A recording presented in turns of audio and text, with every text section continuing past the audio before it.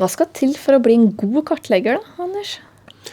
Det trengs en god teoretisk bakgrunn, at man kan på en måte kjenner økosystemene og kan artene, og så skal det masse praksis til.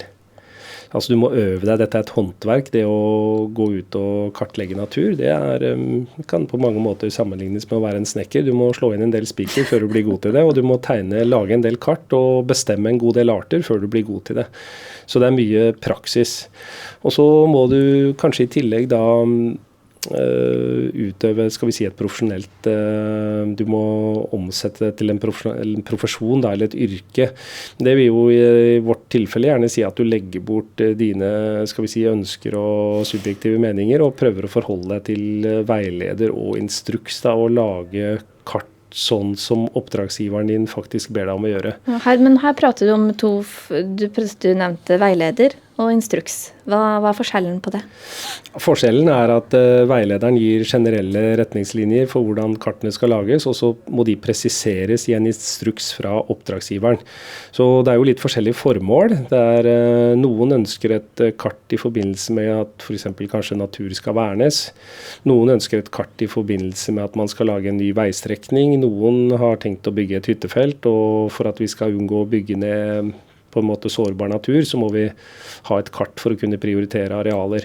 Så det veldig mange forskjellige formål med det å lage naturtypekart, og de ulike formålene de spesifiseres i instruksen av den som setter ut oppdraget.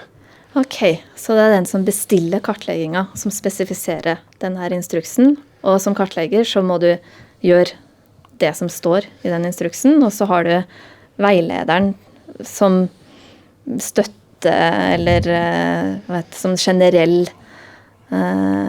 støttelitteratur da, eller?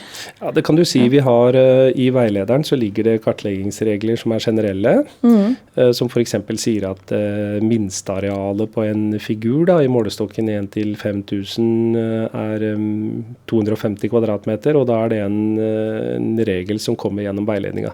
Men så kan for eksempel presiseres i instruksen at det kan finnes unntak, eller at for eksempel kilder da, la oss si, de jo veldig kilder? Ja, det små forekomst. Det jo steder hvor det kommer opp vann fra bakken. Og det vil jo ofte være veldig små forekomster. Og hvis da oppdragsgiveren mener at kilder viktig, ja, så kan du si for eksempel ja, det minstearealet gjelder for alle naturtyper utenom for eksempel kilder da. Fordi i dette området så har vi mange sånne kalkrike kilder, og de har vi lyst til å ta bedre vare på, så der vil vi gjerne ha et litt mindre minsteareal. Og da vil det være en sånn typisk eksempel på hva man presiserer i en instruks da. Så du kan si du må ha med deg begge deler. Ja. Og grunnen til at altså en god kartlegger da følger jo på en måte veileder og instruks ganske nøye da, og legger til side sine egne oppfatninger av hvordan det skal være, for i kartserier eller kartprogrammer så det gjerne mange kartleggere ute. Og en bruker i andre enden, han vil gjerne ha et konsistent kart ut i andre enden, altså et kart som likt uansett hvem det som har kartlagt, og uansett hvor det kartlagt. Og da må man prøve å legge til side egne interesser og følge instruksen og veilederen sånn som den i det oppdraget du har da. Men hadde du ofte vært ute da og tenkt at det her vel på trynet å gjøre akkurat det her, jeg har lyst til å gjøre det her i stedet? Jeg har vært borti mange ganger, og jeg kom jo inn i dette gjennom friluftsinteresse og skal vi si naturverninteresse, og da det jo veldig fort gjort å ha lyst til å legge inn ting da, som jeg tenker viktig. Men det jo noe man i en profesjonell sammenheng må legge bort da. Det jo ingen som ønsker kart med alt for sterkt fotavtrykk etter hver enkelt persons interesse. Så det gjelder å på en måte prøve å forholde seg til det oppdrag man får da. Jeg tror etter hvert så begynner det å bli ganske bra i Norge.